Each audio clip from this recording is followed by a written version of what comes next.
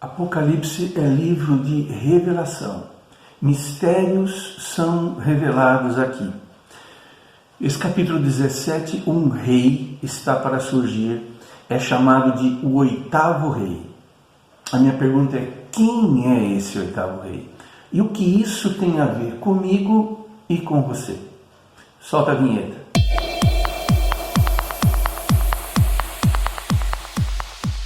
Esse é mais um vídeo da série Apocalipse Essencial e o tema do vídeo de hoje é o oitavo rei.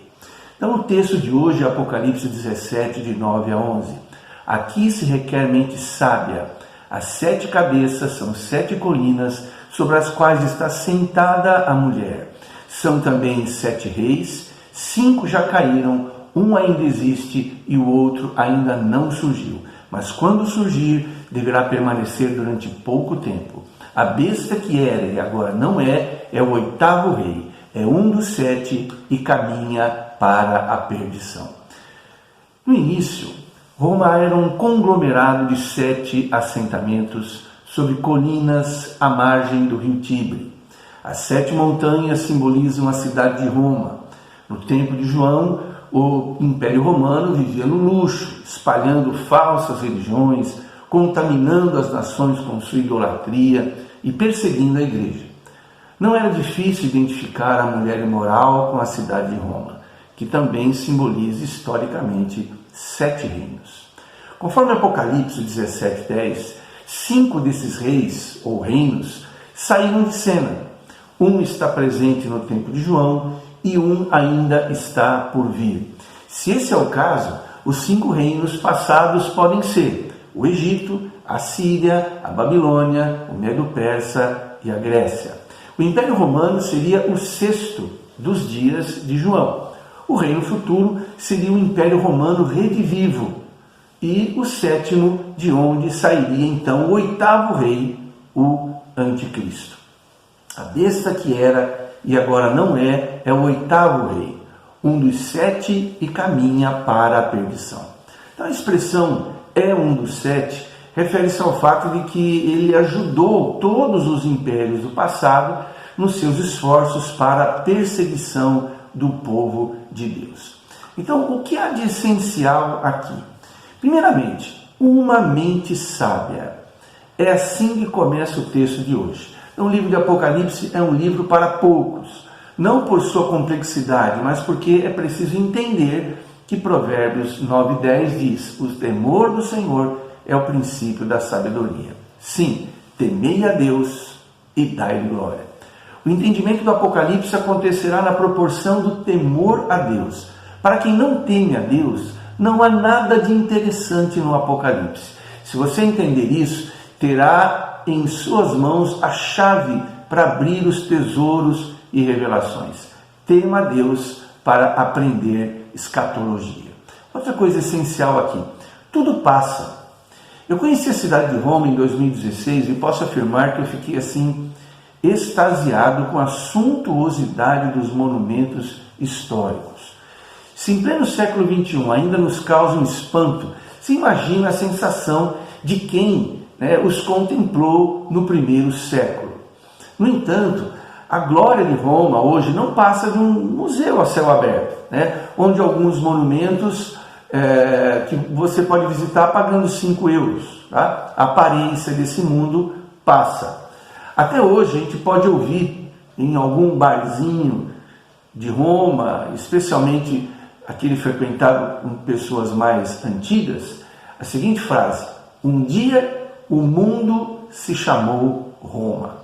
Tá? Então isso é algo assim típico, do pessoal mais antigo, que ainda solta esse tipo de expressão, tá? Nas rodas de amigos, enfim, em lugares onde se frequenta para ter um tempo de happy hour. Pois bem, isso é algo assim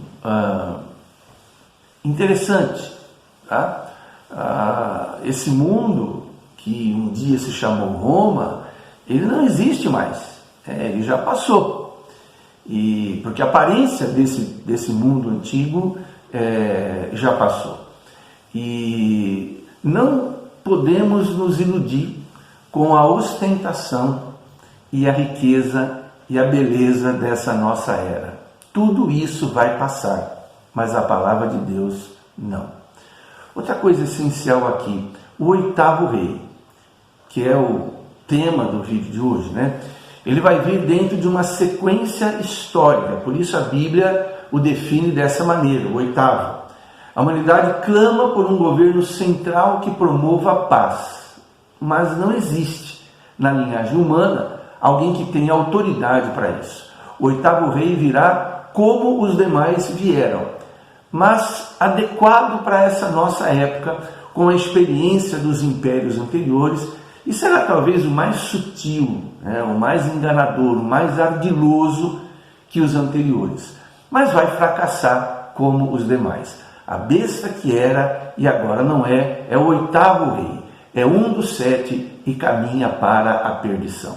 A única pessoa capaz de governar o mundo de verdade é Jesus Cristo, Rei dos Reis e Senhor dos Senhores. Bom, algumas implicações práticas dessas revelações essenciais são bem simples. Primeiro, se você ainda não é um cristão, entregue sua vida a Cristo. Faça isso de verdade. Tá? Faça isso hoje mesmo. Jesus perdoa os seus pecados e se torna por antecipação Rei dos Reis na sua vida, no seu coração. Foi Ele quem disse: o reino de Deus está dentro em vós. Você não precisa de uma nova religião, você não precisa de uma nova igreja, de uma nova denominação, você precisa de um novo coração, de uma nova vida. Ele está esperando a sua decisão. Diga sim para Jesus. Outra implicação prática é: se você já é um cristão, como está o seu temor a Deus?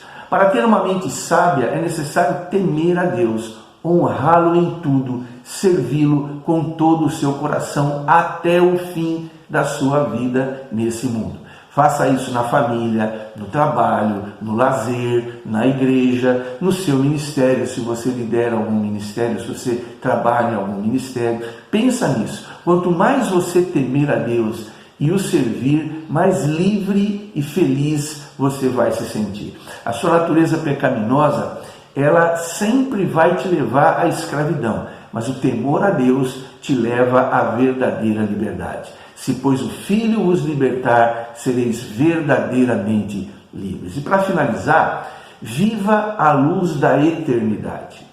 Tudo passa.